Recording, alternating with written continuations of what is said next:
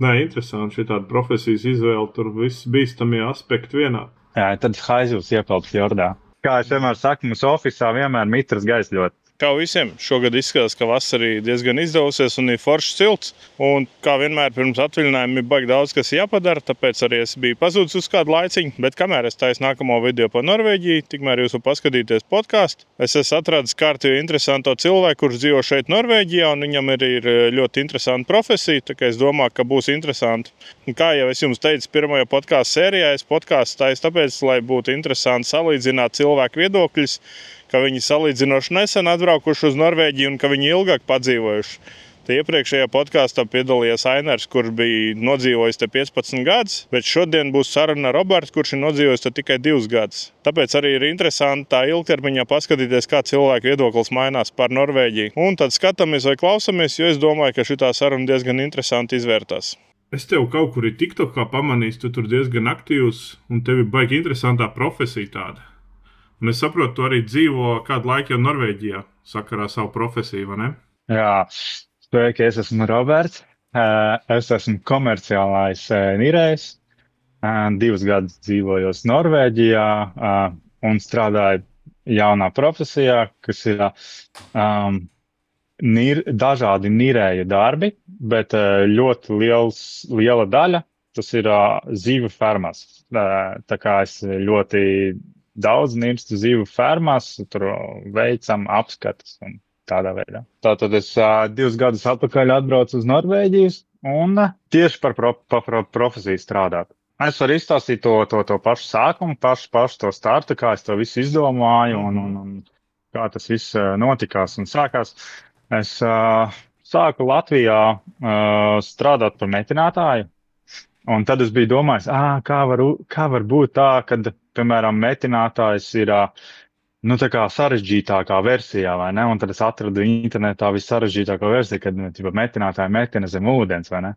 Un tad, tad es tieši tā arī tā aizdomājos, kad, bet kur tādu vispār var izmācīties, vai ne? Tad es Latvijā izmācījos tā kā vienkārši par nirēju, padīju certifikāta nokārt vai pārbaudīju, vai es varu tā kā ņurkot.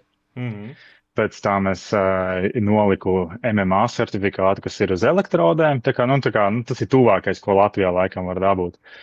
Un tad man bija jau tas mērķis, es atradu cilvēku, kurš jau bija šeit, tā kā Norvēģijā bija izmācījies un strādājis, un tā es arī no viņa daudz informācijas uzzināju. Tad man sākās, bet īstenībā tas jau bija kaut kāds 7, 8 gadus atpakaļ. Un tad es uzzināju par skolu Norvēģijā, un Norvēģijā tā skola saucās NID.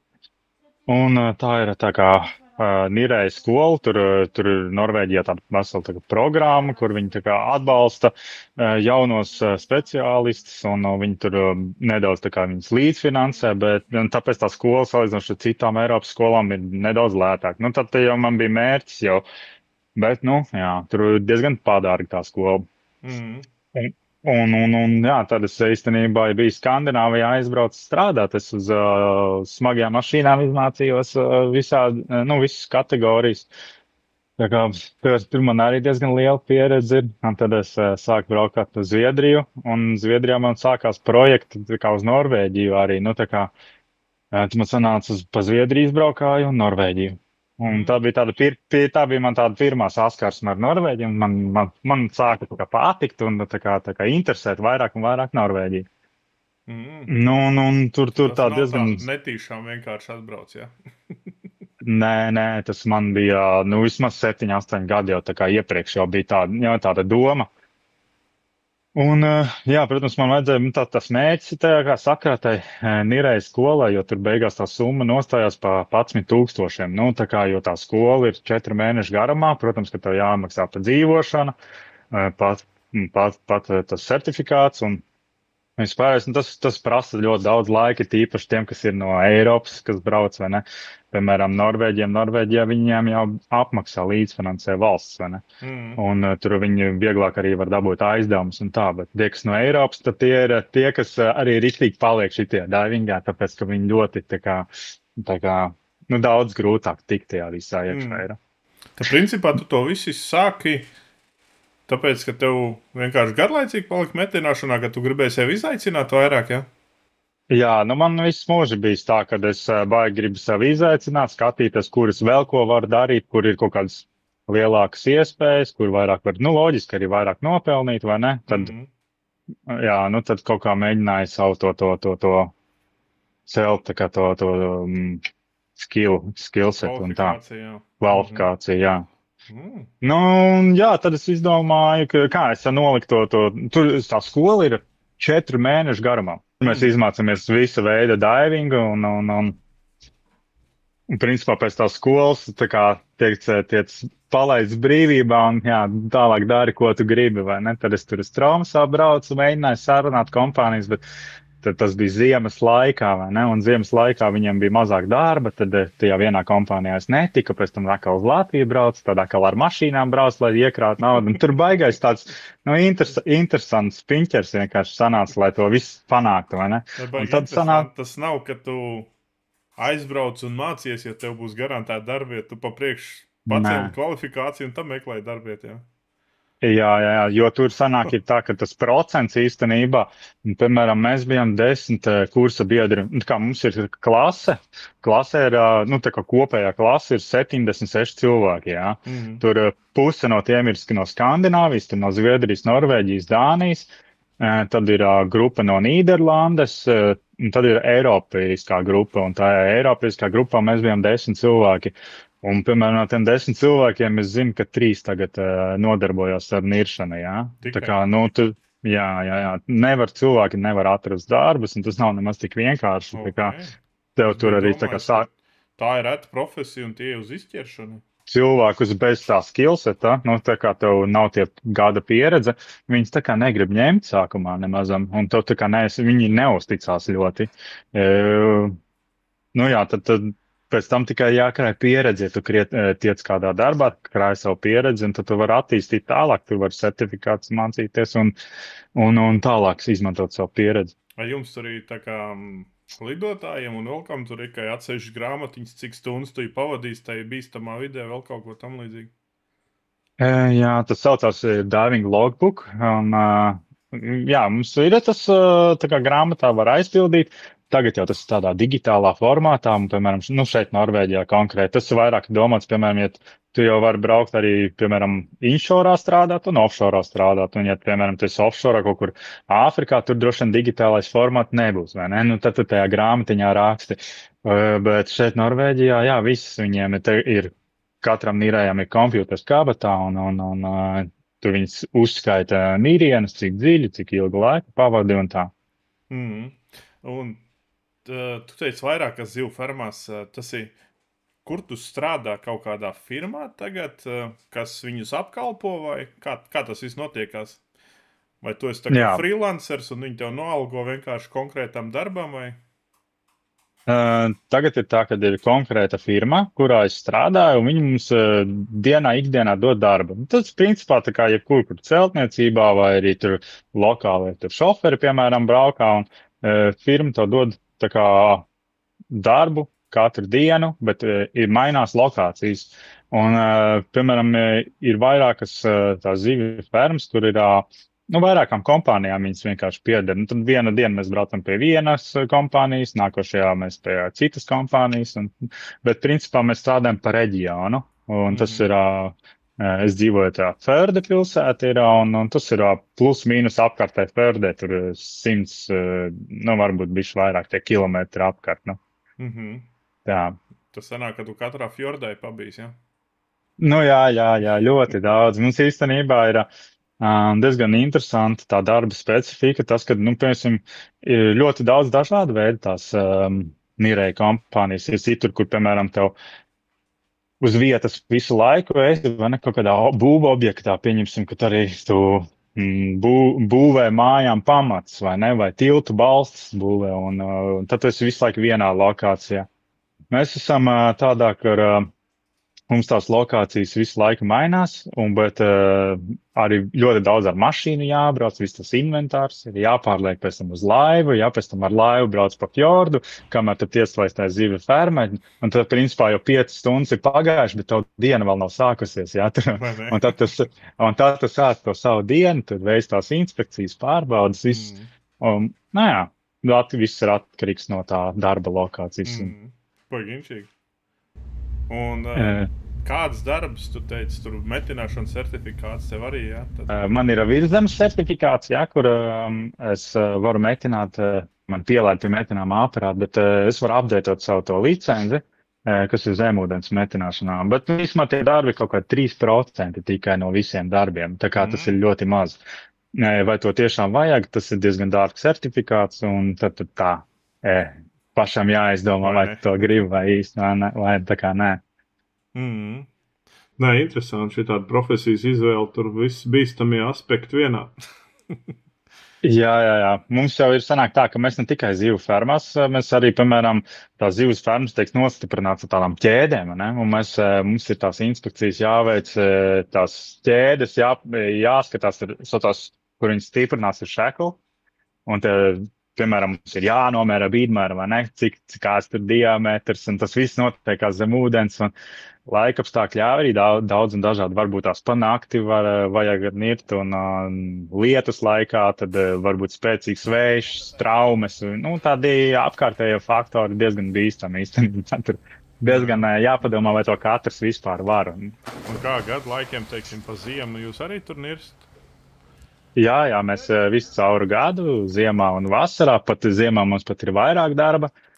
Tāpēc, tas tās zivju fermās, tad tur tās zivs jau izaug, vai ne, tad viņas tur, tad viņi saucās tās avlūzinga laivas, viņas tur skalo no visādām parazītiem un tā tālāk. Un tad tas process ziemā ir daudz vairāk nekā vasarā. Un līdz ar to mums ir jāpiedalās visās tajās inspekcijās. Principā mūsu uzdevums ir pārbaudīt tos tīklus, vai tur nav nekādi caurumi izveidojušies, un vai tās zivis var no tās laivas atpakaļ laist droši tajā tīklā, lai tās zivis neizpeld, jo kā tu arī pirms tam es redzēju tavs video, tur arī mazliet pastāstīja. Tur bija, ka tās zivis izpeld, piemēram, no tie tīkla ārā, viņi ļoti liels sodas maksā par to. Kā tas ir. Tā ir ziviem, jā, un tādā garā. Jā, lai viņas nesamiksējās ar savvaļas. Baiginčīgi, tev tas saucamais draisūti, jā? Vai to vecūti? Jā. Nē, vecūtis mēs neizmantojam, tāpēc, ka ūdens visu laiku ir diezgan augsts. Es varu pateikt tā, vasarā tagad es skatījos apmēram 20 metru dziļumā ir kaut kā 10 grādi, tad tur, un tas ir vasarā, un tad tur augšpusē pašā, tad ir, attiecībā no saules, tad tur mazliet viņi var uzsilt, bet ziemā tur ir kaut kādi 6 grādi. Principā tā temperatūra nav krasa atšķirība, gan ziemā, gan vasarā ir kaut kādi tur, zem 10 grādiem, tur 5-6 grādiem. Cik ilgi tev ir tāds nirēns vidējais? Īstenībā kaut kādās 30 minūtēs tu vari uztaisīt vienu tīklu, mums tas tur ir tāda specifika, kā to tīklu, to inspekcijas taist, tā kā ienirsti vienā tīkla pusē, pēc tam uz vienu pusi aizpeldi, pēc tam peldi atpakaļ, un tā visu laiku ar tādiem riņķiem, tikai tāpēc, ka tur ļoti daudz tādi kabeļi tīkli iekšā, un lai tu nesapiņķerētos ar saucamās nabasaita, kas ir tavs komunikācijas un gaisa padevs. Jums nav tie baloni uz mugurē, ja jūs iesiet laivai? Ir tā, ka tie, kas nirst ar tām parastajām, kā tu saki, uz muguras, tur ir tie baloni, jā. Tie baloni ir īstenībā tā kā hobija nirējiem, bet profesionāli ir tā, ka tev padevi ir virspusē, tas ir laivā, un tev nāk tāda šļauka, tad līdz ar to tev ir daudz vairāk gaisa, tu vari pavadīt daudz ilgāku laiku tajā ūdenī, bet arī uz muguras ir tie baloni, ja kaut kas notiek, kaut kādā tur ČP gadījumā backups, tad tev vienmēr ir tas bailout balons uz muguras, un tad, tur principā ir kāds 3-4 drošības kārtas, lai tu varētu droši veikt savu to darba dienu. Cik tas viss prikals kopā sver, kas tev uz muguras? Es tā īsti svērs neesmu, bet noteikti virs 20 kg. Es nezinu, kā 30 varbūt. Kaut kas tāds. Nu, un šitie certifikāti tavējie, principā, viņi starptautiski vai viņi tikai šitie pa Skandināviju derīgi? Tieši startautiskais certifikāts, tas ir IMCA certifikāts, un viņi tā kā lielākoties pasaulē dara. Viņi ir Amerikā, Anglijā, Eiropā, Middle East. Tā kā, principā, viņas visur atzīst. Tā arī es esmu dzirdējis Austrālijā arī nirst, un jā, viņš ir visur gandrīz, jā. Es nezinu, kā tur Indijā, kaut kādās tur mazākās varbūt Nē, es par vietās. to, kā tu teici, Austrālijā nirst, bet Austrālijā ir no 10 indīgākām čūskām 6, vai ne? Tad bišķiņ atšķirīgs tas, kam tu var uzdurties. Jā, visur ir savas bīstamības kaut kādas pakāpes. Nu, tā kā no tā laikam baigi nevar izvairīties. Ak, šitie te kaut kādas. Nē, kas teica? Ainars teica, ka ir 19 haizivju sugas teorijā apkārt Norvēģijai. Ko tu ir redzējis tādu inčīgāko zem ūdeni? Nu jā, mums īstenībā ir tā sezona, un pārsvarā pēc vasaras, tas kaut kāds septembris, oktobris, tad haizivs iepeld fjordā. Un tas ir varu izrādīties diezgan jautrs pasākums, jo tie haizivs uzbrukumi ir ar tiem visiem tiem zivu fermai. Un tad, jā, mums ir bijis, kad ļoti daudz haizivs ir peldi iekšā tajā tīklā, un tad, ja viņas ir izgrauzuši tos caurums tīklā, viņas mēdz iepeldēt arī iekšā. Un tad, nu, man ir bijis, kur tā vizuāli skatoties, es kādas 30 haizivs uzreiz redzu. Nopietni.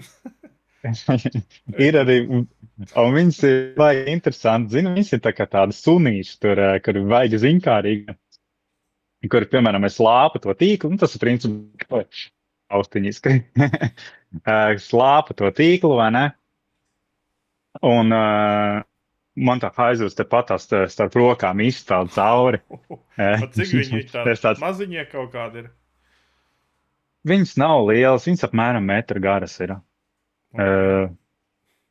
Bet, jā, es uzskatu, ka tas nav liels, viņas arī tautu baigi netraucē. Vienīgais, kas viņām ir vispusē tāda spūra, tā kā adata, un principā tad tev nevajadzētu viņai pieskarties vai uzdurties, jo, nu, tur var būt infekcijas kaut kāds tur paveids. Bet viņas neuzbruk, viņas ir draudzīgas, šitās draudzīgās haizivs. Okay. To es nebiju dzirdējis, man likās tur kaut kur varbūt kādreiz tu mūžā ieraugi, bet ja tas saka, ka tik daudz uzreiz. Nu jā, ir bijis mums pat vairs nepeldēsies. Nē, nu, ir tur tāda interesanta. Nu, protams, esmu redzējis tur, tas bija skolas laikā, tur tie vaļi, ne vaļi, bet, kā viņi sauc par... Orkas? Plēsoņu delfīni? Ne, tās es vēl neesmu redzējis. Tas ir vienīgais, kas man ir palīdzis, ko es vēl toču gribu redzēt. Delfīni parastie bija, un šitie... Sīlu. Roni, jā, roņi dažādi ir, bet paldies, viņi arī baigi zinkārīgi, viņi tur peld, vienmēr skatās vēl kas pa nirēju tur iekšā, vai ne? Viņiem ir tikpat interesanti, cik mums. Zvejnieki sūdzies par roņiem, ka viņi izēdot tīkls ar šitām lašaudzētavām. Nav baigās problēmas? Es esmu vienreiz redzējis, ka tas ronis ir uz tā paša tā riņķa. Viņš vienkārši tur sauļojās, tā kā sildās, bet es neesmu redzējis, ka viņš baigi kaut ko uzbrukt vai plēstu. Nekā nav pagaidām bijis. Vienīgais, kas vēl ir tāds tūncis, viņi ir ātrākās zivs tā kā šeit, un viņa peldot, cik tur sasniedz apmēram tur kaut kāds 60 km/h, un viņa ar to inerci, viņa ir diezgan liela, un viņa izpeld tam pirmajam tīklam cauri, un tad, principā, viņa saplēš to pirmo tīklu, iepeld iekšā, un nu, viņa sāk peldēt, zin kā par riņķi, viņa netiek ārā vairāk, un viņa pamazām nogurs, tad, principā, viņai vienalga letāls iznākums, bet idejiski tad tādos gadījumos tas ir ārkārtas gadījums, jo tas saplēstais caurums ir diezgan paliels no viņas. Es tev arī pēc tam aizsūtīšu video, kur to visu var redzēt. Un Protams, es tos ielāpes un cārums nevaru tie komerciāli nolūku, tur dēļ es viņus nevaru likt, publicēt, bet, tu to zivu tur varēs redzēt. Un, jā, viņu tu pēc tam zvejo pusdienu ārā, tur vesela brigāde 15-20 cilvēku strādā, lai to tunci dabūtu. Un tad viņi izceļ ārā, nosver, tad pasauc veterināro dienestu, veterinārais dienests atnāk, tur visu to ziņās ieliek iekšā, ka tur tajā tīklā ir iepeldējis tāds tuncis, un tad viņi tur nomēra, cik viņi, pagājušajā vasarā mums bija 270 kilogramīgs. Viņš kaut kur pie 3 metriem ir, un tad, principā, ja tu nīrsti iekšā tajā tīklā, un tur ir tuncis, tad tas ir abort dive, un mēs uzreiz nākam augšā, un tāpēc, ka ja viņš pat nopeldēs garām un uzsitīs tev ar asti, zin kā nobīsies, tur sāks peldēt, viss tur ir, tev var tur, letāli beigties, tāpēc tas, jā, tad mēs no ārpus. Viena no tām zivīm, kas nedrīkst apstāties, jo viņi elpo, tāpēc, ka ir tas gaiss tik daudz cauri. Jā, un tāpēc viņi tajā tīklā, viņi tā kā lēnāk un lēnāk viņi nogurst arvien vairāk. Tāpēc, jā, viņai, pārsvarā viņas izmakšķē ārā, un tad laikam uz kādu labāku restorāniņu aizsos. Baigi specifiski tāda inčīga profesija no vienas puses. Bet, jā, tas ir, ko katrs meklē, Cits atkal grib katru vakaru 5 būt mājās, citam atkal braukāt pa pasauli, tev tāda. Šis ir tāds, laikam tāds pagaidām tāds vidusceļš, jo es katru dienu esmu mājās. Tas ir tas labākais variants, bet, protams, šajā darbā daudz arī meklē, kur pa 2 nedēļām strādā, vai arī pa mēnesi strādā, un tad mēnesi mājās, vai 2 nedēļas strādā, un 2 nedēļas mājās. Cik tādā specifiskā nozarē aptuveni jums tur samaks ir? Es neprasu konkrēti tā valga, bet vispār tāda orientējoša cipara vienkārši. Skandināvijā laikam tiem sākotnēji tur varētu būt ap kaut kādu, tur gadā apmēram 40,000 un tad līdz tam miljonam. Tas krona. Kronā sanāk 400,000 līdz miljonu kaut kur. Kaut kur tajā posmā. Tur noteikti arī varijā, vai tu esi inšorā. Salīdzinoši maziņš, jā. Jā, viņi tur sākumā, principā, tā kā parasts strādnieks. Viņiem šeit ir tā, jā, kad tas ir parasts darbs, viņiem tas nav nekas baigi specifisks. Un tad viņiem sanāk tā, ka ļoti svarīgi, vai tu esi inshorā, vai tu esi offshorā, jo tur, attiecīgi, tu esi accommodation, un tad tu dabūni tos accommodation money, cik tu tur naktis nepavadi mājās. Principā maksā par to, ka tu neesi mājās.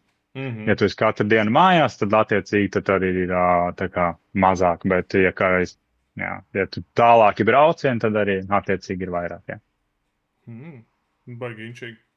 Jā, tur arī tā profesija aiziet tā kā vairākas nozares. Viena, piemēram, ir tā kā fish farms un tā kā uz zivīm, jā. Viena tur, kas ir offshore, tie platformas, un tad ir, kas ir komerciāli, tādi vairāk celtniecības darbi, kas ir zem ūdens. Es esmu arī uz tādu projektu bijis, un tas ir, kur Skanska, varbūt es dzirdēju, tas tāds diezgan liels Norvēģijā pasūtītājs, un viņi tur būvē tiltu uz salām. Tad tur man ir arī tur TikTokā ir tāds video, varu apskatīties, kur viņi betonē tos tā kā pamats tiltu būvniecībā. Tur piedalās arī nirēji, un kā tur tas viss izskatās, tad tajā video var apskatīties.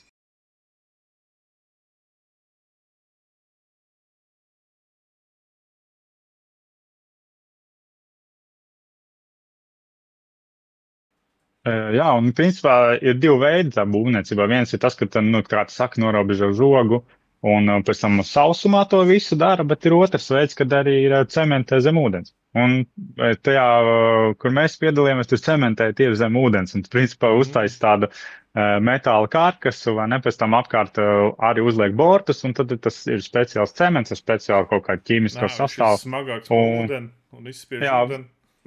Viņš vienkārši sācieties zem ūdens un viss. Jā, bet atšķirība diezgan arī liela. Piemēram, ja zīvu fermās, tad tur tā redzamība ļoti laba, vai ne? Teiksim, ja tur kaut kādos konstrukcijas darbos, vai, piemēram, Nīderlanda visa pelda vienkārši virs ūdens, vai ne? Tur viss amati ir, un tad tur redzamības vispār nav nekāda. Tur cilvēks strādā, neredzot absolūti neko. vienkārši tu esi zem ūdens, pat nezini kaut kādā dziļumā, apmēram līdz 10 metriem, un tad pusdienu tu strādā vispār uz aklo. Okay. Tā kā visus uz tausti, tā viņi arī dara. Kā zini precīzi koordināti, tur kaut kāds puļķis ir zemē, kur tev, es esmu šitai vietā, un tad es varu strādāt? Līdzīgi viņus vai nolaiž ar grozu lejā, vai viņiem ir, piemēram, virve, kas ir tas sākuma punkts, vai ir tas umbilikals, kas ir kā orientieris, kurā vietā viņš kāp iekšā, vai ne. Viņi jau apmēram tajā būvlaukumā orientējās paši, viņi jau zina, kur kas atrodas, kur tur ir tā truba, vai ne, viņam jāatrod, piemēram, truba, un jāsavieno vai 2 trubas, viņam jāsaliek ir, un tas skrūvis jāsaliek. Tas uz tausti viņi to visu dara. Tas nav tā, ka viņi tur baigi redz. Visiem liekas, kā ūdens, tad tur skaisti, visu var redzēt un tā, bet tas ir šeit Norvēģijā ir forši, te var citreiz ļoti labi redzamība, bet tādās konstrukciju darbos var arī būt ļoti slikti. Okay. Es šitos jautājumus esmu sagatavojis aptuveni, un, protams, šitas saucās sarunas Norvēģijā, tā kā, parunās bišķiņ par to Norvēģijas daļu arī. Un tātad, kāpēc tu pārcēlies uz Norvēģiju? Tu jau daļai izstāstīji, bet pastāst mazliet vairāk par pašu pārcelšanās procesu, un vai tev bija kaut kādas problēmas tieši ar dokumentiem un tādā garā? Jā, tātad es atbraucu uz Norvēģiju tieši uzreiz strādāt. Nevis sākumā es atbraucu uz Norvēģiju un meklēju darbu.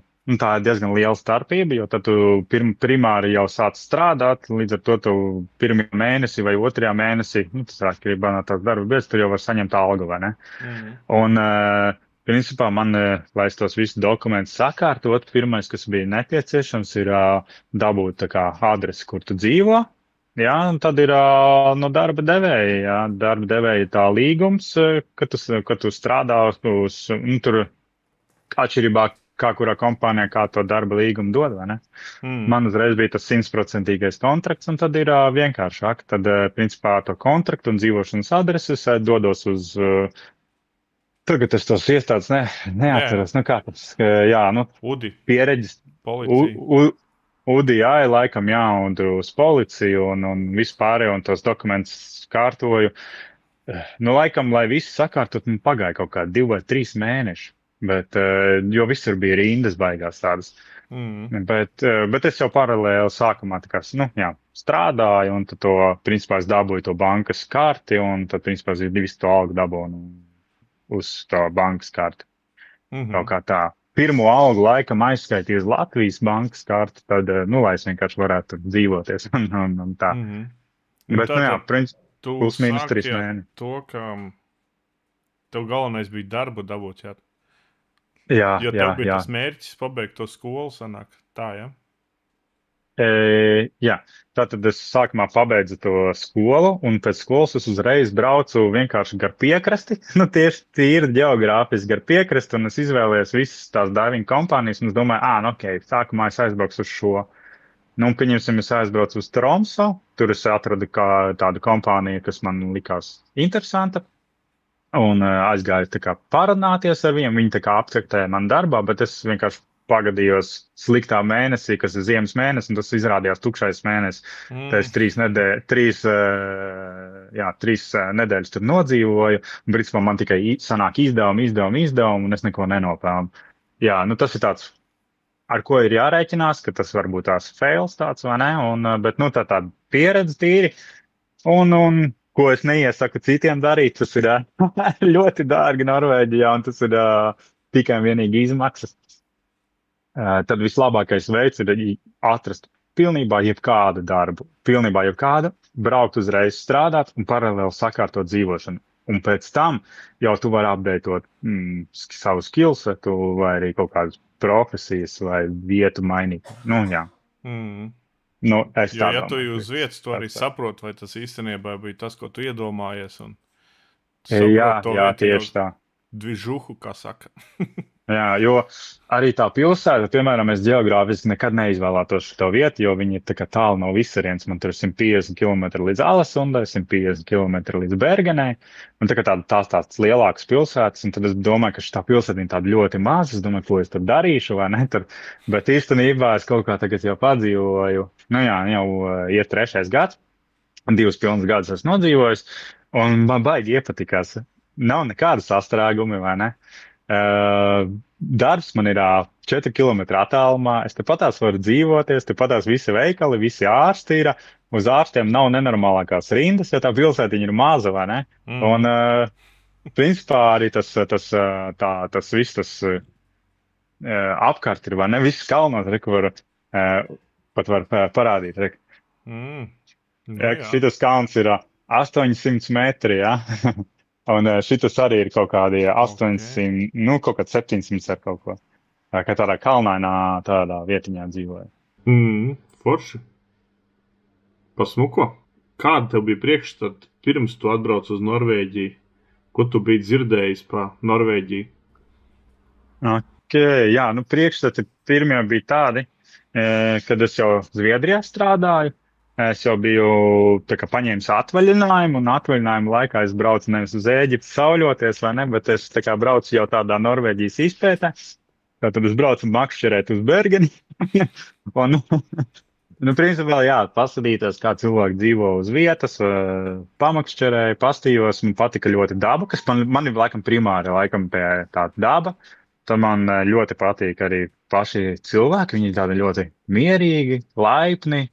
Kas ir ļoti, es pat uzskatu, ka tas ir 50% no tās vides, kur tu dzīvo, tas ir ļoti svarīgi. Un tad es redzēju, cik tīrs ir ūdens.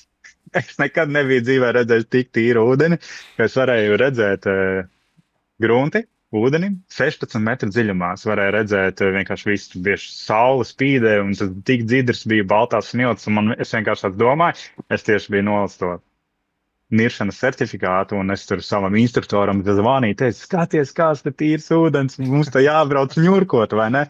Nu, es pat nezināju, ka es pat pēc kaut kādiem tur 5 gadiem, jā, katru dienu tagad ņurkoju. Vai ne? Nu, tie bija tādi, tas bija tāds pirmais iespējas par to Norvēģiju, man patika daba. Jā. Bet kaut kādi mīti vai stereotipi pirms tam tev arī bija pa Norvēģiju? Teiksim. Jā, es dzirdēju, kad bija pa to jā, kā tu teici, kā viņš sauc, Barnevēnu, kur es biju dzirdējis no saviem īstenībā cilvēkiem, kas bija dzīvojuši Norvēģijā, bet es viņus satiku Latvijā, un viņi teica, jā, tur ņemot nost latviešu, lietuviešu ģimenēm tos bērnus un tā.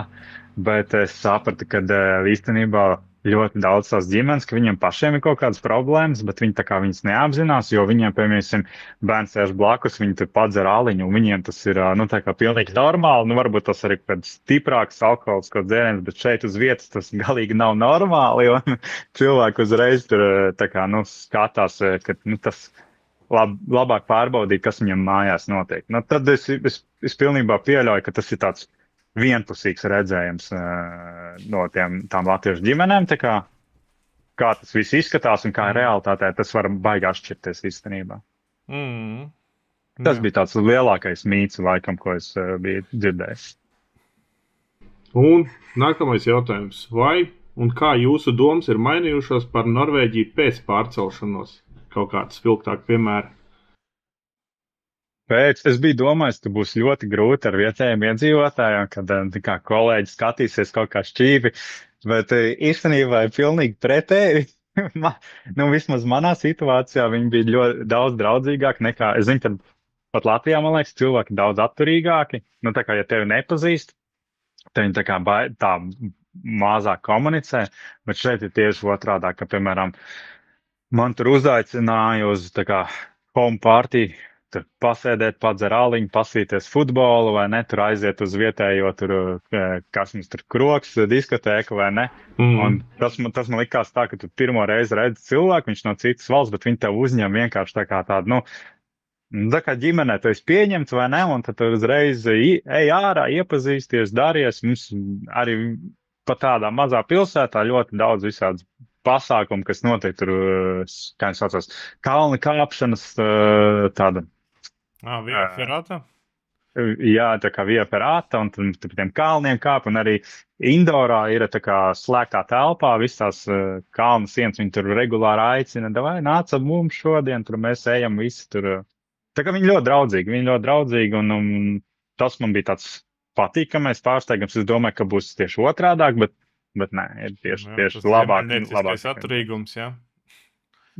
Jā, bet varbūt tas, ka viņi zina, kā viņi varbūt tās tādās sarunās, viņi nejautās tādas nenormāli privātas lietas, vai ne, bet kopumā viņi tā kā ļoti draudzīgi, bet vienādi ar visiem. Nu, varbūt tur tā atšķirība. Jā, tas ir viens no iemesliem, kāpēc es šo podkāstu arī uzsākām. Katram jau ir sava pieredze un interesanti vienkārši apmainīties ar savām pieredzēm, vai ne? Jā. Tāpēc ir, tā kā citi saka, ir tas ziemeļnieciskais atturīgums, cita kalra, nav nevaina, var dzīvot. Es nezinu, man pat labāk patīk. Grūti jau, ko es varu salīdzināt tikai ar Latviju. Es esmu Latvijā bijis, Anglijā bijis, Zviedrijā bijis un Norvēģijā bijis. Jā, un es neko sliktu nevaru pateikt par Norvēģiju. Man patīk tā kultūra, kā viņi visu dara, tas mierīgums, tas atturīgums, nav tāda uzbāzīga pārāk. Neeksistē šeit laikam neko tādu privātie jautājumi, vai ne, kas tev tur kā tur ir, neviens nemēģina to uzzināt, vai ne, mēģina tikai, labi, ejam ārā, ejam haikot, vai ne, tas tāds, vai ejam braucam ar laivu makšķerēt, viņi tādi ļoti atvērti tādā ziņā, tas man laikam ir tas patīkamākais no tiem skandināviem. Tā, kur mēs paliki? Vai tavuprāt, tev ir izdevies iejusties Norvēģijā? Kas bija visgrūtākais no šitā visa pasākuma? Jā, iejusties Norvēģijā, un tas grūtākais ir, pat cik es strādāju, pirms tam biju ārzemēs un regulāri braucu uz Latviju, tad, zinām, piemēram, tu nopelni vairāk, vai ne, tad brīvajā laikā Latvijā tu vari tur tērēties, pirkt visu kaut ko, vai ne, un tā brīvības sajūta. Bet, kad atbrauc uz Norvēģiju, tu saproti, tu nopelni kaut kā to summu X, vai ne, un tad tā tērēšanās vairāk nav. Jo tev jāsāk domāt, šitas maksās tik, un tad, principā, bišķiņ jāsāk sekot līdz tam visam, vai ne, tur baigi nepārtērēties un domāt jau kādu 2-3 mēnešus vismaz uz priekšu, vai ne. Tā ir tāda, laikam, krāsākā, lielākā atšķirība. Bet, nav it kā visiem ir, bet tai pašā laikā arī izdevumi ir lieli. Tieši tā, viņi ļoti ātri var pazust. Un es uzskatu, ka nav svarīgi vispār, kāda šeit ir alga. Tikai tāpēc, ka, ja tev būs 10,000, tu viņus iztērēsi 10,000, viņus iztērēsi, vai ne? Ja tev būs tur, 2-3,000, labi, tu tur sasēvos, bet kaut kā, tā taupīgāk visu, tu tā kā arī dzīvos, tev pilnībā visam pietiks, bet tu viņus arī iztērēsi. Tā kā ir pilnīgi vienalga, kāda būs tev tā alga, un tev apstākļi, tev bišķiņ kaut kas pamainīsies, un tā kā. Hobijs vairāk, mazāk. Tieši tā. Tā kā tur baigi iespringt uz to, baigi nevajag. Es domāju, ka tur vienkārši jābrauc, jāmēģina. Un vai patīk vai nepatīk, jo tas nav priekš visiem. Tas pats. Jo, šitais pamanīja, man personīgi bija baigais pārsteigums, ka cilvēkiem ir tik daudz dažādu visādi hobiju, un viņi tur baigi specifiskās lietas, vai tur moči vai mašīnas, vai tur lidot kaut kādu paraplānu vienalga. Principā var atrast da jebko. Sākot ar elementāru makšķerēšanu, paviltu fjordā, un tur, beidzot tur kaut kādu ieroču kolekcionēšanu, te visu var atrast. Mums ar kolēģiem īstenībā ir tāds joks, ko brīvdienās dara, negribēja pa fjordu ar kuģīti pabraukāties, un tā kā mēs ikdienā braukājam, mums tas liekas, cilvēki maksā ļoti lielu naudu tikai, lai vienkārši pabraukātos, un tā tu saproti, ka tu to dari ikdienā. Jā, tad, principā, hobiju pēc ņurkot vairs negribās, jā. Hobiju pēc braukāt ar laivu baigi arī negribās, un atrasties uz ūdens ar baigi nē, jo tu tā ikdienā dari, tad jādomā kaut kādas alternatīvas, citi kaut kādi hobiji. Bet cik mēs dzīvojam tādā kalnainā reģionā, tad man ļoti patīk staigāt pa kalniem. Tas ir mans, laikam, top numur 1 hobijs. Jo kā Latvijā mums nav kalnu, tad šeit ir pilnīgi opozīta, ir ļoti daudz. Nē, Katru tai dienu pusē, jauns jā. trails. Jā. Mūsu pusē jau tas 300 metri jau arī skaitās jau kalniņš. Jā, nē, nu jums arī vairāk ir slēpošanas trases, man liekas, salīdzinot diezgan netālu, ja, tur Dramenā ir. Nē, pie mums jā, kaut kāds stundu no mājām ir kaut kāds 4-5 trases. Nu, tādas kalnos, kas ir tādas, kas pa pļavām tur var dragāt, tās te ir daudz vairāk, bet es tā arī vēl uz slēpiem nav uzkāpis. Jo mums šeit ir tā, ka mums nav tās trases, un tad vietējie iedzīvotāji, ko viņi dara, ir tās randanī slēpes, un viņiem tām randanī slēpēm kāpj augšā kalnā, un pēc tam slēpo lejā. Tā kā savs alternatīvs veids. Jā, bet tas arī interesanti tā.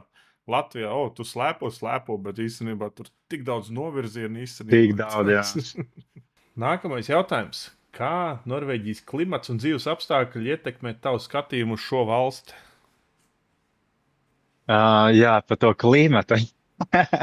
Šitā ir viena no lietainākajām vietām, kā arī redzu tagad fonā man līst. Pirms 10 minūtēm bija saule, un tas ir absolūti normāli šeit.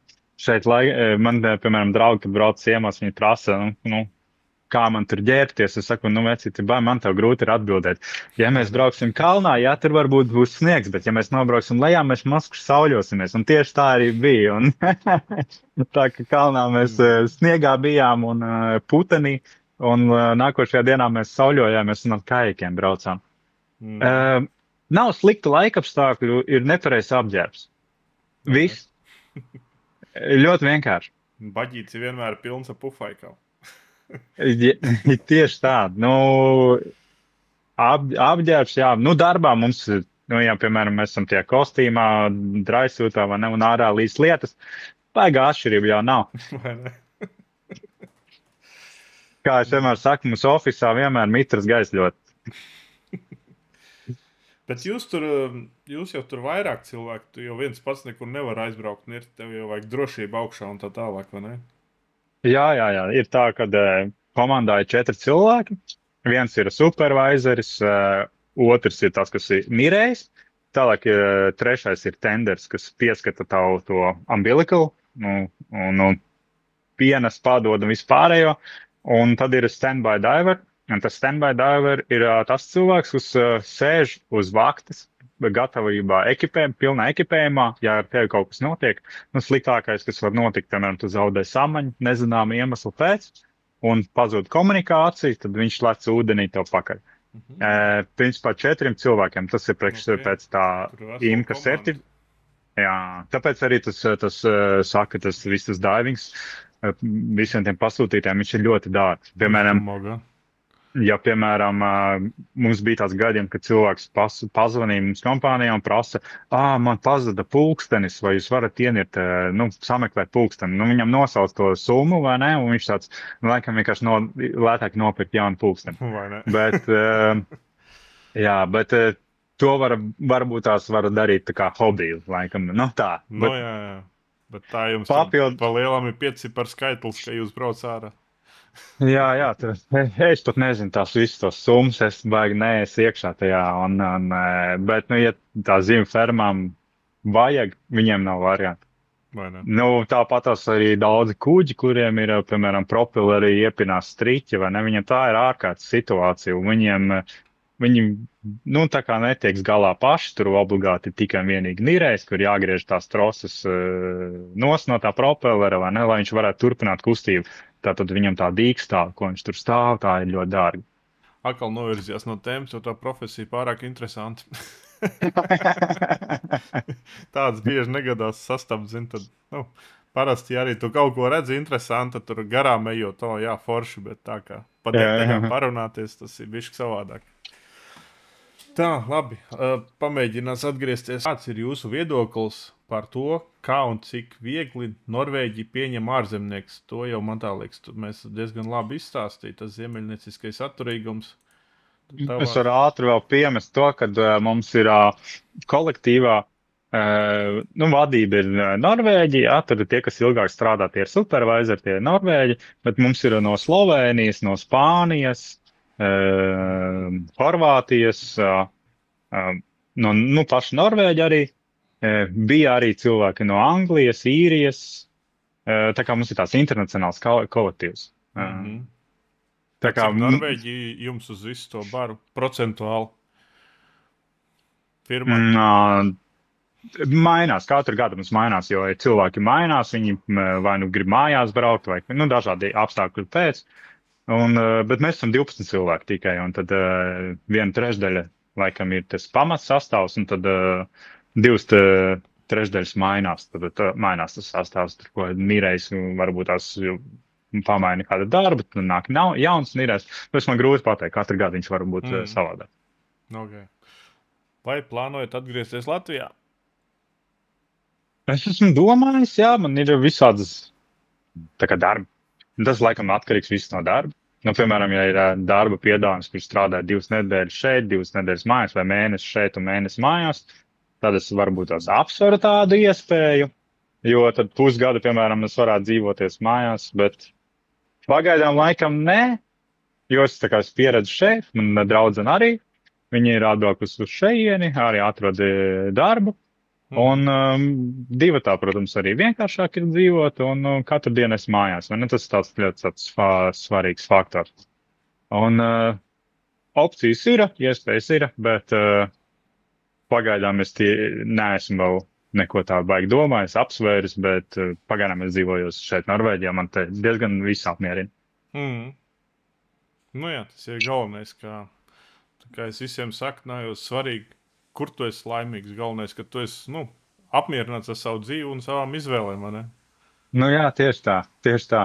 Galvenais atrast to savu iekšējo es un kur tu jūties labi. Tad arī laikam tā ir tā vieta. Tieši tā. Nevis tā kā jūs jau nodevēji aizmukuši no Latvijas vēl kaut ko, bet kāpēc es nevaru būt laimīgs Norvēģijā? Tieši tā, bet vispār man nekāda problēma nebūtu, ja atrodiet man dāvinu kompāniju labi Latvijā, vai nekur es varu katru dienu būt mājās un strādāt, un es būšu Latvijā. Bet, piemēram, mūsu tajā nozarē vienkārši, labi, ir 1 vai 2 kompānijas, bet, Latvijā nākam tie pasūtījumi nav tādi, un principā tas īsti tur tā nestrādā vienkārši. Jā, bet... No darba viedokļa, jā, bet tajā pašā laikā, tagad tu teici arī tie cilvēki, tā kultūra, daba. Es domāju, man tas pat vairāk pietur nekā, ja man tagad piesolīt tur, teiksim, nezinu, tur 1000 eiro lielāka alga nekā šeit saņemt, tas tik un tā te palika, tāpēc, ka man patīk tas vispārējais apkārt.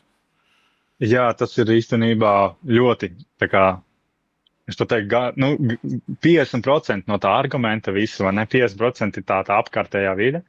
Piemēram, es šeit ļoti pieradu to, ka tev ieeja benzīna tankā, tu vari pa mašīnu neaizslēgt ciet, vai ne? Un to pašu riteni tu vari atstāt, un tad neviens viņu neaiztiks. Vai arī, piemēram, trenažera zālē tu aizmirsīs telefonu austiņas, vienalga, tu aizies pie administratora, vai ne? Un tev viņas būs atpakaļ. Tu pierodi pie tā, un tas ir ļoti patīkami. Tā kā tā drošības sajūta ir daudz lielāka.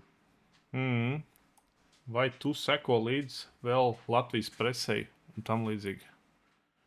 Kur ir tās pamatziņas, no kurienes ienāk? Es īstenībā ziņas neskatos no 2007. gada. Toši zinu, jo man televizors nebija, un tad es vienkārši viņas neskatījos. Visu laiku bija darbos, vai ne? Un Norvēģijā ziņas man ir tā vietējā avīze, tur ir kaut kādas ziņas, bet tad jau laikam sanāk, ka es vairāk Norvēģijas ziņām sekoju nekā Latvijas ziņām. Bet man bieži vien tā kā Facebook lentā izlaiž kaut kādas ziņas, kas ir Latvijā, piemēram, tur tās vēlēšanas un kas ir vinējis vēlēšanās, tādas virspusīgas ziņas, es baigi neiedziļinos. Tur ir, kad ir tā kara tematika par Ukrainu un viss pārējais, ka tā ir tagad ļoti aktuāla, bet es tajā visā neiesaistos tā kā iekšā. Tā kā man ir savs viedoklis, un tas varbūt tās ir nepareizais viedoklis. Tāpēc es baigi atturos no ziņām, es pēc iespējas mazāk viņus skatos, un tad man tāds iekšējais miers ir lielāks. Vai ne? Bet tu esi pamanījis, ka ir diezgan atšķirības tās informācijas, ko pasniedz, teiksim, Latvijas ziņās un kādā veidā pasniedz un Norvēģijas ziņās? Nē, diemžēl es neesmu tā novērojis, jo es neesmu laikam salīdzinājis un skatījies tieši tādu viena veida ziņas. Mums ir, es skatos tieši tikai tādas lokālās ziņas, kas mums notiek, piemēram, pilsētā, vai ne? Un tas nav saistībā ar valstīm un tā. Tā kā es tik precīzi es laikam, tas tā nezināšu. interesanti vienkārši. Vai tev vēl kaut kas piebilstams par bārnevērnu, ka visi te baidās, teiksim, tu teici, tev ir draudzene te, ja jums tagad sīkie piedzimtu, vai tu matus pa vakariem plēstu kaut kur slēpdamies, vai... Nē, man tiešām nav ko slēpt. Logi ir atvērti, nav aizskari priekšā nekā, vai ne? Visu var redzēt. Tā kā, zin kā, nu, tas man arī bija tas kultūras šoks, kad visi tie logi ir vaļā, vai ne? Un visi kaut ko no Latvijas domā, kā tā var būt, vai ne? Bet īstenībā tā padomā, ko tu tur slēp, vai ne? Tā tak nav ko slēpt. Tāpēc, nē, es... Otrā stāvā dzīvo. Mums ģimenē neviens nedzer un nekas tam līdzīgs nenotiek. Darbs mājas un nav nekā tāda. Tāpēc es galīgi neuztraucos par kaut kādu bārnevēnu vai, jā. Interesanti. Jo tas baigi daudz ģimenes izšķīra, diemžēl. Jā, es pat nezināju. Jā, man draugiem arī teica, ka vienkārši sievas kā vienmēr baidās vairāk par sīkiem, un tad mēs vēl padzīvos Latvijā, zināt, tas džeks strādā daudz un diktu, un tad aizbrauc ik pa tur 2 mēnešiem uz Latviju, bet, tas distanču attiecības, tas jau nav tomēr tas pats, kas dzīvot normāli kopā, tu jau aizbrauc un tev sīkais izaudzis sakal, un tad vienkārši kādā brīdī ģimenei taigala apnīk visu laiku gaidīt uz mūžīgo tēvu, kas kaut kur citur, un tad tur sākās visādi sānsoļi un vēl kaut kas, un... Jā. Nu, tādā ziņā, jā. Tāpēc labāk ir, kā es saku, nevis skriet pakaļ naudai, bet varbūt tās vairāk tā kā laiku veltīt bet vienā vietā, nu, tā kā. Jā, kas strādāju Anglijā kaut kādu brīdi, tad mēs izdomāju, vai nu jāprecas vai jāšķiras. Distanču attiecības galīgi nepalīdz. Nē. Tā ir, jā, es esmu arī novērojis. Zviedrijā strādāja tāda veida darba, kur arī tā kā pāris mēnešus strādā tur un pēc tam atgriezies Latvijā. Un, tur nekas labs beigās nebūs. Tā, nākamais jautājums. Tu arī to pieminēji, ka ne visiem patīk Norvēģija vai ne visiem būtu piemērot Norvēģija, teiksim tā. Un tā kādiem cilvēkiem, tavuprāt, vislabāk derētu Norvēģija un dzīvošana šeit? Noteikti pirmais tie, kuri zina, ko viņi grib. Tiem, kuriem ir konkrētas profesijas. Piemēram, ļoti kotējās visas tādas profesijas, kas ir smagās mašīnas šoferi, traktoristi vai ne. Nu, tādas celtniecībā tie, kas nodarbojās, jā, karpenteri. Ar tādu specifiku metinātāju vai ne. Viņiem šeit noteikti būs labāk. Noteikti būs labāk, tāpēc, ka darbs ir 100% vienmēr garantēts. Tev pilnībā tie cilvēki vienmēr ir uz izķeršanu, vai ne? Var brīvi izvēlēties, kurā vietā to grib, jo jebkurā pilsētā to var darīt. Un, man liekas, jāuzmanās būt tiem braukt, kuriem nav nekāda profesija. Piemēram, es gribu strādāt kaut kur. Nu, tad tu ar neko baigi nevar sagaidīt. Tas būs kaut kādas. Es ātri mācu, tas te nederēs vispār. Tā kā tu var iestrēgt uz ļoti ilgu laiku bez attīstības.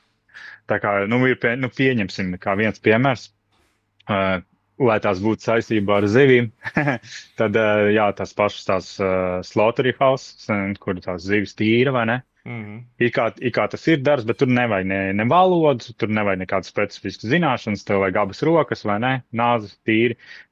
It kā darbs ir, bet vai tas ir darbs uz ilgu laiku, tas ir katram individuāli, tad es domāju, ka tur ir labāk būt kaut kādu profesiju izmācīt un braukt, piemēram, ar kaut kādām zināšanām. Tā kā tā ideja man ir vienmēr tāda bijusi, tev ir jābūt tādam skillsetam, lai tu viņiem būtu interesants, nevis, lai tev no viņiem kaut ko vajag. Un tad arī mainīsies viss tā domāšana un viss tā loģika. Bet tai pašā laikā, kā tu arī teici, labāk ir būt šeit. Tagad tu vari pastrādāt tai zivu fabrikā kaut kādu laiku, bet ja tev ir lielāks mērķis. Jā. Protams, pieņemsim, tev ir tiesības uz kaut kādu smagā, vai ne, bet tu nevari atrast to darbu, vai ne, tad tu aizies pastrādās, piemēram, uz to zivju fabrikā vai kur vienalga, vai ne, vai arī izmācīsies tās tiesības, un tad tu nomaini kaut kādu, tā kā attīstību, vai nav tā iestrēgšana, jo es pieļauju, ka tur arī ar to algu būtu grūtāk izdzīvot, lai gan, kaut kā tā, tur baigi jāskaita. Nē, kas ir interesanti, šoferus meklē visur, bet te fūristiem, ja pārēķina ērikos, tāpat ir kaut kā 2,5-3 štuks uz roku, ērikos. Un, man te bija cilvēki, kas rakstīja, ka viņi darbu atrada, bet tā viņi parēķina, bļāviens, ja es Latvijā saņemu tur 1,500, beigās man brīvā nauda mēneša beigās uz rokas tāpat sanāk tikpat liela vai Norvēģijā vai Latvijā. Tāpēc, ka nav tik liela atšķirība te. Pat cik man tur ir bijusi liela pieredze uz tām smagajām tehnikām, es zinu, ka, piemēram, tur arī iedalās, piemēram, ka tu brauc uz loģistikas kompānijām, jā, tas ir tā kā pamata lieta, jā, ko var darīt jebkurā Eiropas vietā, bet šeit maksā tieši tāpat par specifiku. Ja tu, piemēram, strādās loģistikā, alga tev būs viena, vai ne? Bet ja tu, piemēram, darīsi kaut kādu specifiku, piemēram, lielgabarīti, gargabarīti, vai ne? Iekraušanas darbi, izkraušanas darbi, tuneļos braukt, tikko tev ir specifika un kaut ko specifiskāku dari, ko ne visi var vai arī grib darīt, tā uzreiz tur alga pavisam cita ir. Tur jau tā atšķirība. Tas ir viss, ko tu māki, laikam, cik daudz māki, vai ne? Tik tā atšķirās tā samats par to visu. Tiek novērtēts. Vai arī pa Norvēģi šitiem līkajiem ceļiem, vai ne? Jā, tieši tā. Runājot par darba pieredzēm šita te, to fūri tieši brauc vai ko tu brauc? Tu teici, ka tu kādu brīdi biji. Jā, es Zviedrijā braucu uz dažāda veida sastāviem, arī smagās mašīnas, bet man bija garais trailers, viņš izvalkās, un viņu varēja izvilkt līdz 20, kopējais sastāv garums 25 metri un 60 tonnas. Tā ir tāda arī savu specifika, un es braucu ar dažāda veida tām piekabēm, traileriem, pašizgāzējiem, tur tad arī šie konteineru vedēji, un tur katrā atšķirās mazliet specifikācija. Es arī degvielu vadāju, bīstamās kravas vadāju, Stokholmā autobusu parkus pildīju ar degvielu to. Un, tā kā jā, bet es 7 gadus nobraukāju, un pēc 7 gadiem man pietika. Es sapratu, ka man ir jāapstājās, jo tu tur neesi mājās visu laiku, tu visu laiku esi kaut kur. Un tad atkal tev ir jāizdomā, ko tu īsti gribi darīt. Tad es, principā, pilnībā nomainīju to vidi un profesiju. Es tagad taisu to savējo Toyota Yaris, ja tu varbūt noskaties pēdējo sēriju. Jā, sarkanā. Jā, es ar to brīnumu uz to Nordkap brauks, un tad mēs tur mēģinām kaut kā viņu. Lai nav galīgi vienkārši norūsējusi vecs brīnums, tad tur kaut kāds stikerīšs saliks. Tā, lai inčīgāk bišķiņ zina. Klausies, kā tu taisīsi to maršrutu vispār? Es šitai priekšpēdējā sērijā bija ielicis iekšā. Kas tā bija? Es aizmirstu nosaukumu. Turp tā kā brauks caur Zviedriju, jā, un tad atpakaļ caur Norvēģiju. Jā, tāpēc, ka es vienkārši gribu nodragāt to pirmos 2000 kilometrus, jo es zinu, ja es braucu caur Norvēģiju, es gribēs kaut kur uzkāpt, kaut ko pastaigāties, pacopēt. Jā. Mēs ir 2 tādi pustraki cilvēki, mums nevar nociesties vienkārši.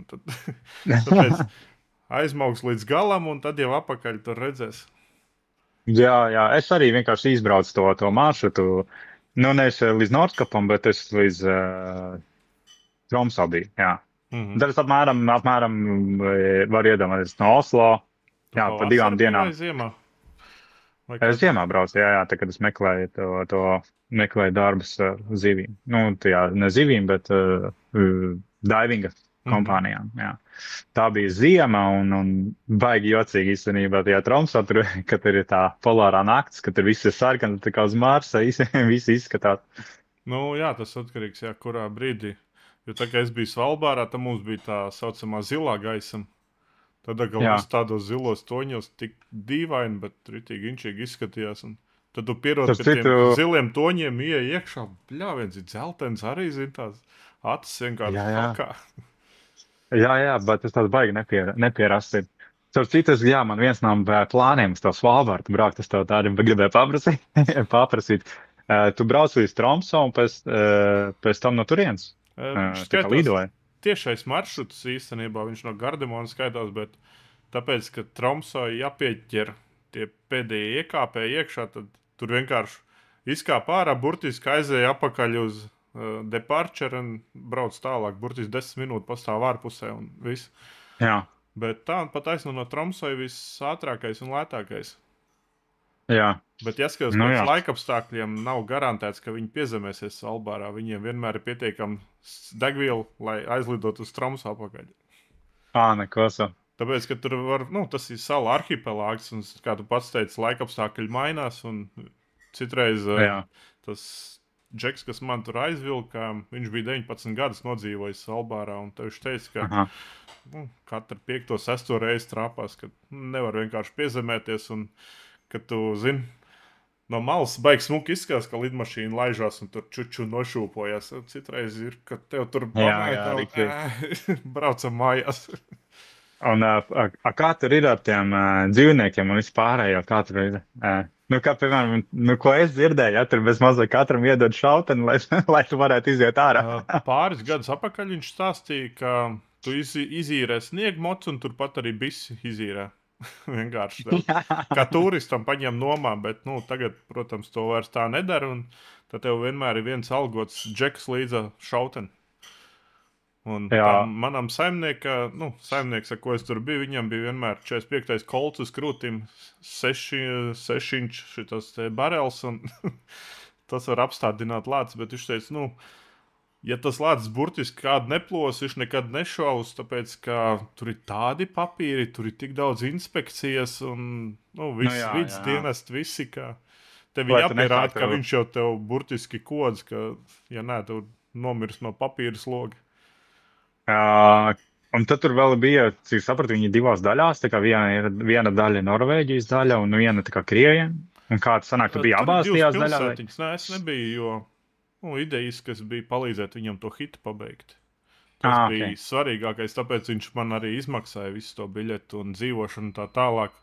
Bet ja tīri izmaksas ziņā skatās, es biju reāli baigākais ieguvējs, tāpēc, ka tur bija štuk 700 bija katra nakti lētākajā viesnīcā, 2500 ir pa to sniega motociklu, plus vēl gidam jāmaksā, bla, bla, bla, tur vidēji aritmētiski tur kaut kāda 5-6 tūkstoši kronas pa diennakti sanāk tā. Un tas ir... ir sālīt, jā. Viņam bija gan sniega moči, gan vispārējais, un viņš man pat pārtiku lielāko daļu apmaksāja. Es tur nopirku vakarā burgeru, un tas bija viss. Un tā es pilnībā pavēl, tikai barters bija, zinu, es viņam palīdzu uztaisīt, un mēs padzīvojās. Tas tāds labs variants. Baigi inčī, ka viņam arī pēc idejas tā bija hit, kur mēs dzīvojam. Mazgāties tu vari, bet tev pēc tam jātiek vaļā no to ūdeni, tev ir jāizved tas ūdens un jāsild un bla, bla, bla. Tam vakarā mēs noguruši vienkārši mazgāsies, labi, aizbrauc uz baseinu, samaksā 30-40 kronas, un tur gan sauna, gan duša, gan viss iekļauts, vai ne? Normāli. Bet forši tas, ka var apvienot darbu, patīkam ar liederīgo, tas laikam tas labākais. Nē, tur, protams, mega sapnis būtu, viņiem ir tā tūrem laivu, brauc apkārt, tur kaut kā 2 vai 3 dienas, un tad viņi, protams, nevar garantēt, bet, tur 80% iespēja, ka redzēs balto lāci, to polāru lāci, tad tur vēl kas viņiem tur ir, tur vaļus var visticamāk redzēt un tā tālāk, bet, tur vai nebija kaut kāda 10 000 pa dienu vai kaut kas tam līdzīgs, tas ir mežonīgi dārgi tur. Jā. Bet, tā ir cita planēta.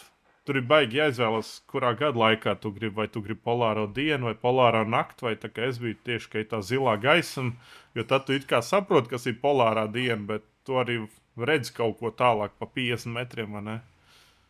Tad saki, tev labāk ir braukt pa to dienu, jā?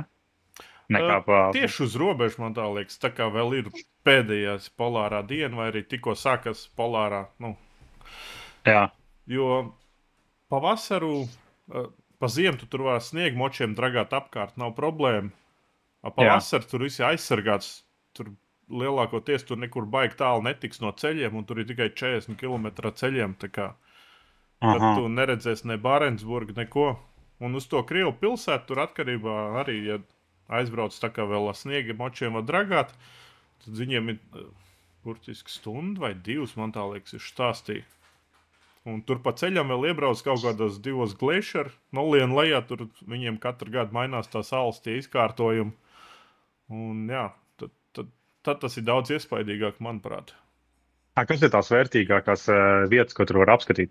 Tur pa lielam ir tikai tās divas pilsētas, un pārējais viss ir, ko tu gribi. Ja tu gribi nepieradināt to dabu, tad tas pats pārbrauciens jau būs inčīgi, jo cik bieži tu redzēsi arī kaut vai pa to pašu Longyear dienu, kā ar sniegu močiem vienkārši cilvēkiem ir ceļš un blakām ir sniega ceļš no močiem.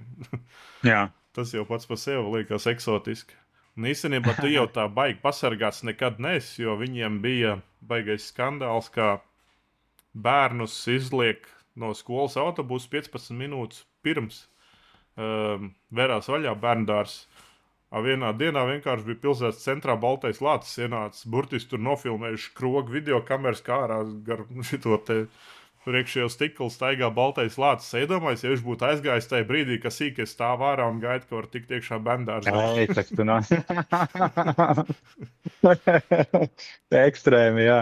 Un tāpēc viņiem tagad bērndārs ir nožogots 3-metrīgu žogu un tādā garā.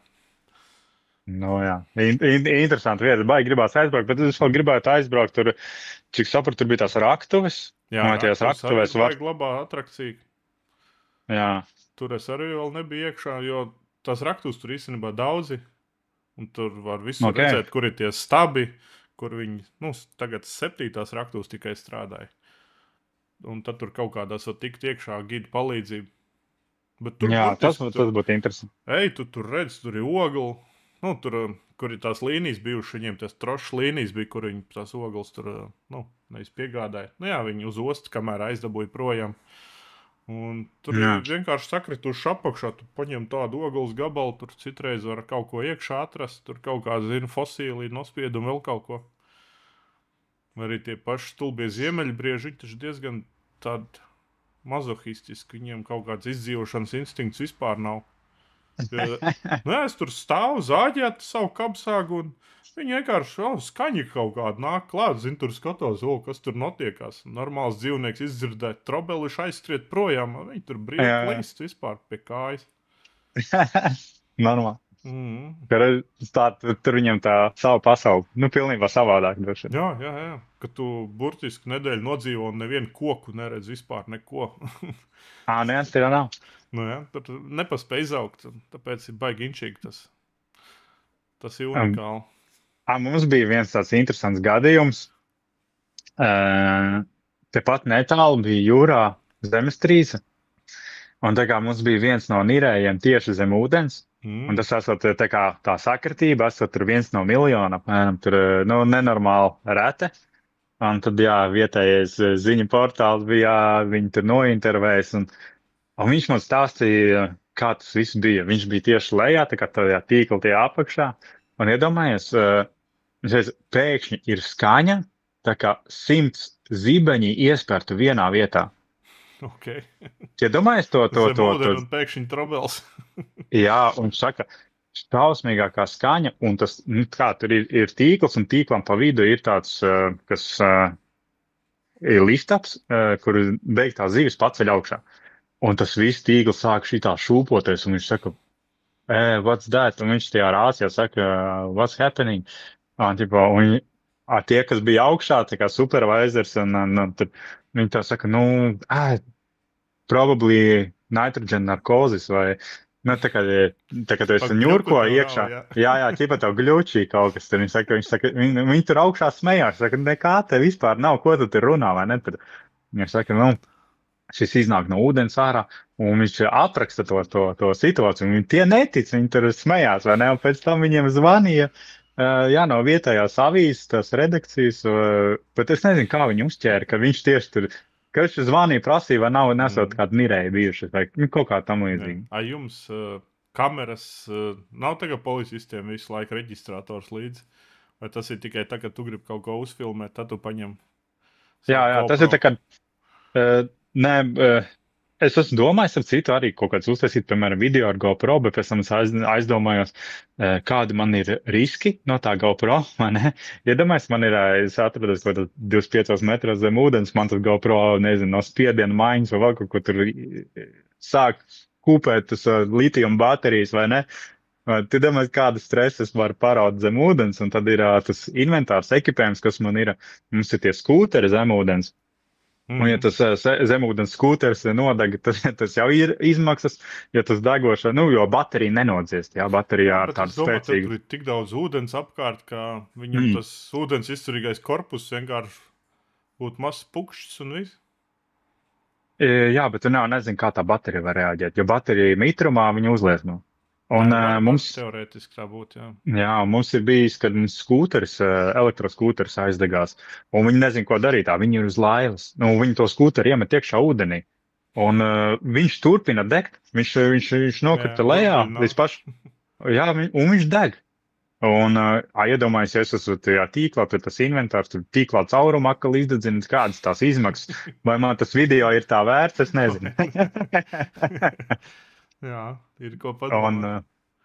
Jā, protams, atbildība vienkārši cita. Un, jā, ir interesanti šitie gadiem bijuši, bet tad zemestrīces aiz zem ūdens, to es vēl neesmu, to vēl vajag sagaidīt. Noķert, jā. Pa ziemu tie fjordi neaizsalst. Ledus jau tur nav, zem ledu kaut kur jāiet, jānirst. Ir tā, ka ir, mēs saucam, ir tas jūras ūdens, un tad ir tas freshwater, kas no klintīm, tā kā no kalniem, no sniega pušanas, un tas freshwater, viņš salst. Bet tas sāļais ūdens, viņš nesalst. Sāļais ūdens -7 grādi var izturēt, un viņš neaizsalst. Pat ūdens temperatūra varbūt pat mīnus grādos, bet ūdens nesasalst.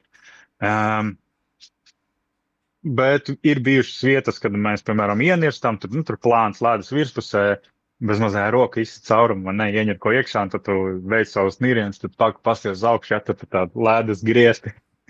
Ir tā bijis, jā, bet tas nav baigi bieži. Nē, fjordi neaizsalst, un principā visu laiku ir plusos. Plus mīnus ir, bet ir tā plusos grādi. Ļoti reti, kad ir mīnusos. Bet jūs to separāciju redz, kur tas saldūdens un salsūdens, jo es kaut kur ir redzējis, ka tas saldūdens tagad tāds ķīsels jau tuliņi sasals un kaut kur tur veļās. Jā, pat tagad pēc katru reizi, kad lietus ir, tad no kalniem satek, tad, piemēram, kaut kādā metra vai 2 metru dziļumā tu jau redzi tos slāņus.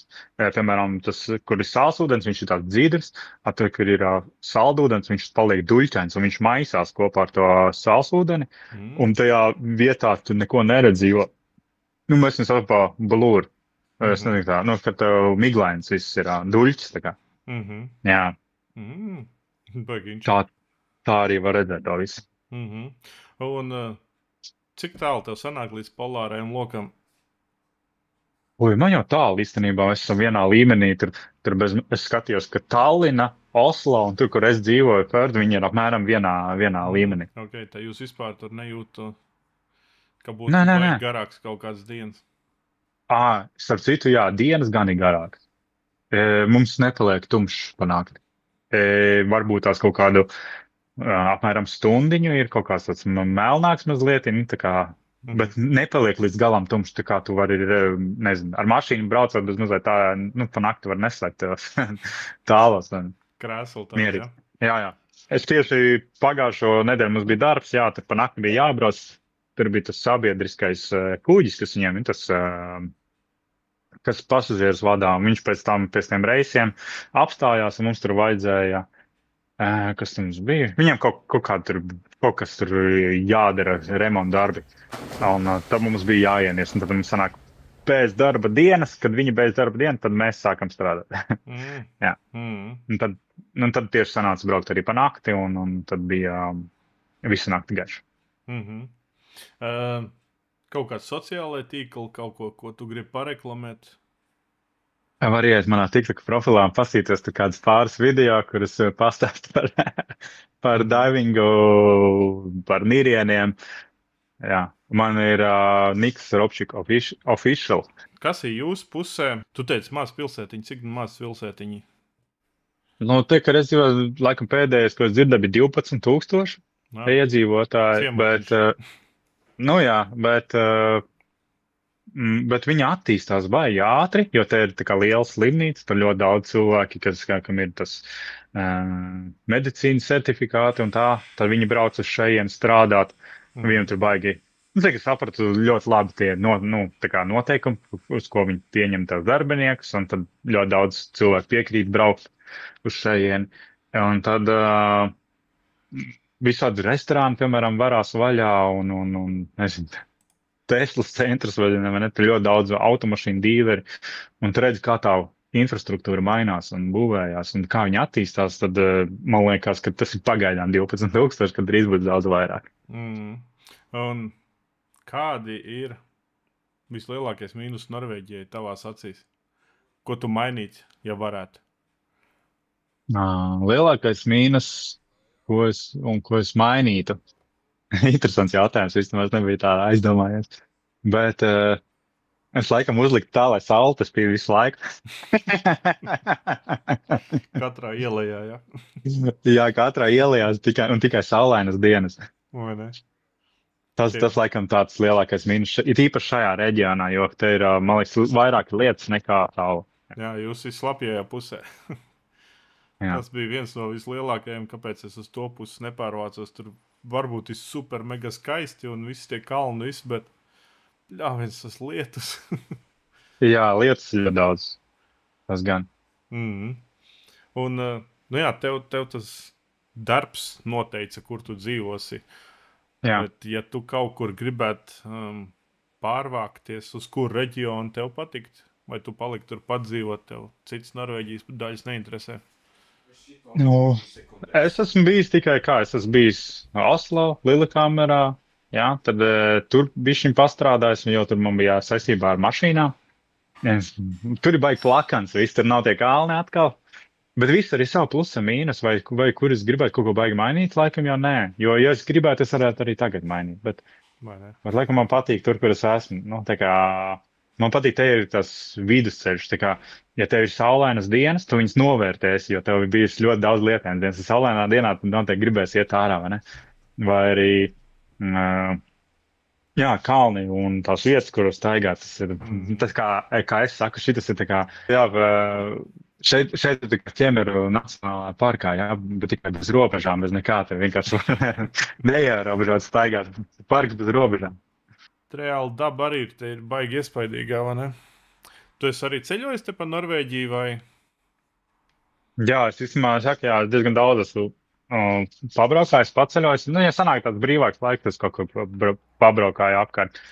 Un nākošais, kad es braukšu, ir Ālesunda, jo man patīk tos video. Jā, diemžēl bišķiņ norāda beigas. jā, tur varēja vēl pielikt klāt, jā, tur.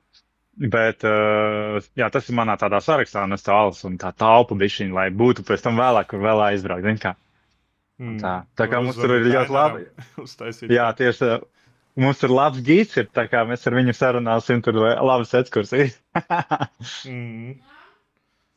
Tā kā tā, ja brauc no Nordkapa, piebrauc ciemās Pērdē, ja sanāks braukt cauri, bet...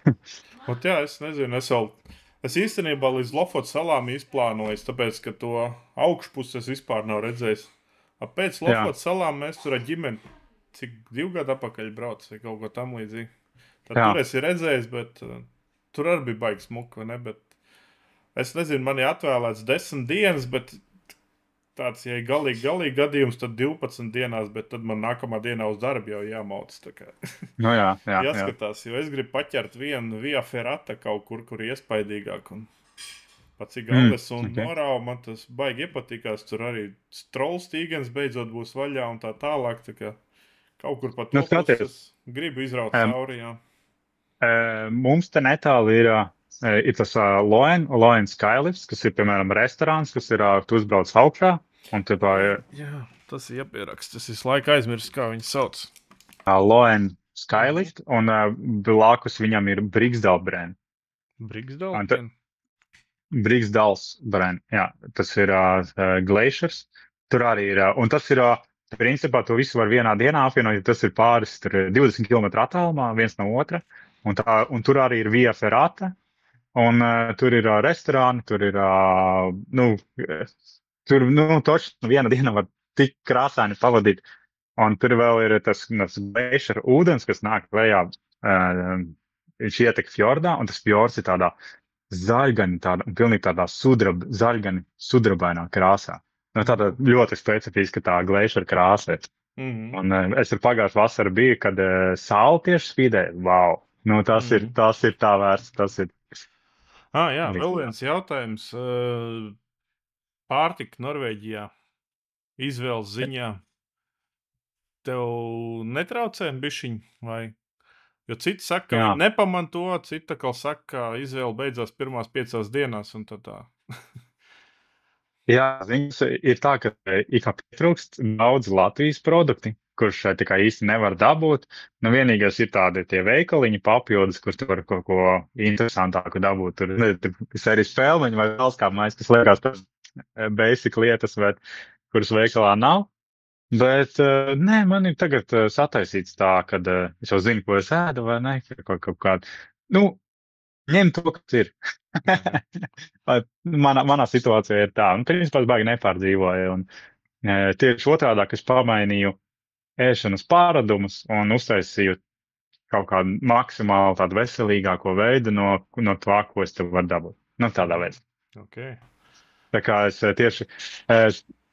tieši pa šito pusgadu pamainīju ēšanu un zaudēju 15 kg maninos. Tas tāds pagaidām tāds mērķis. Kad tu nomet svaru, tavs peldēt spēja nemainās? Nē, mums ir īstenībā 3 tās svina jostas. Vidējais svars, tur mazāks svars un lielāks svars. Un, principā, tu viņu pielāgo, jo mums ir arī zem tām hidrām, saucamajām, ir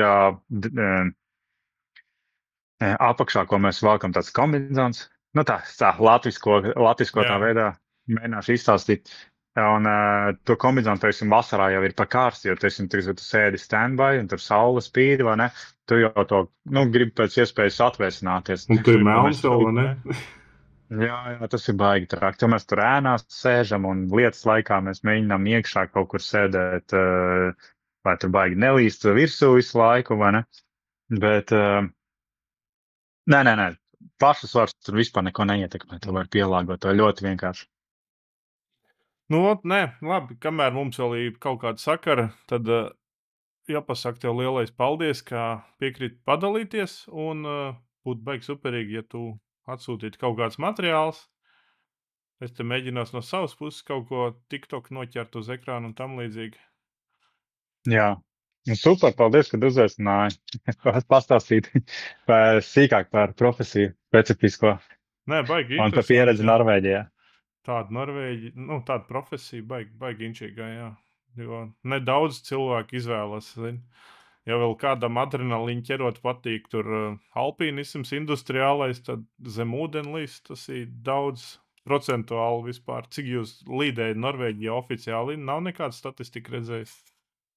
Nē, īstenībā es domāju, ka tā statistika arī tā baigi nenoķers, jo cilvēki mainās, jo daudzi, reāli tā ir, kad ir daudz starpgadījumu, nelaimes gadījumu notiek, jā. Tur cilvēki pirkstus zaudē, un tas ir vieglākajā gadījumā, jā. Un tā ir bīstama profesija, tāpēc daudzi, tā kā, piemēram, sāk strādāt, tā kā grib, bet nekad nav īsti sapratuši, kas tas ir. Viņi tā kā izmācās, viņam Norvēģijā šeit ir ļoti liels iespējas izmācīties. Viņam valsts tur līdzfinansē. Un pēc kāda laika viņš tur pastrādā un saprot, ka tas galīgi nav viņa. Jo tev ir jācīnās ar visām fobijām, kas ir no dziļuma, no tumsas. Tas ir visas tavas fobijas, kas tev, piemēram, lielākā tie cilvēkiem ir galīgi saka, nē, man tas taču nepatīk, jo tas nekomforta, tad mums tas ir tieši otrādāk, mums ar to ir jāsadzīvo, un, nezinu, vai to var, vai to nevar, un viss. Nē, jā, tad cerams, ka garām braucot, es varēšu ieskriet pie jums, redzēs, kā tur ar grafikiem saskanēs. Varētu būt interesanti. droši dot ziņu un tā kā var iebraukt pasīties, kā īstā sērda. Tur vēl nav būts, jā. Kā cilvēki laukos dzīvos. Laukos. Man liekas, Norvēģijā tādi baigie lauki nav, jo visur ir. Principā cilvēki visur, vai ne? Viņi tādi plakaniski. Es nezinu, Jā. ja neskaita tādu Oslo vai kaut kādu Bergenu vai cik tur 5 pilsētas, tad visur viņi dzīvo plus mīnus vienādi. Jā. Tāpēc es arī tā, laikam, es nezinu, salīdzināšu ar Rīgu, jā, ne? Nav jau īsti ar ko citu salīdzināt, jā, tad man liekas, es aizbraucu uz laukiem un dzīvoju lauku dzīvi, tad forši. Man tieši patīk. Bet mierīgi. Labi, paldies, tad jau satiksimies, cerams, dzīvē. Jā, paldies. Tā, čau pagaidām. Ātā. Un kā vienmēr beigās, ja jums patika, uzspied laiku, un ja jūs gribat redzēt vairāk, uzspiež abonēt, un tad jau YouTube jums parādīs, tikko es būšu augšu pielādējis kaut ko jaunu.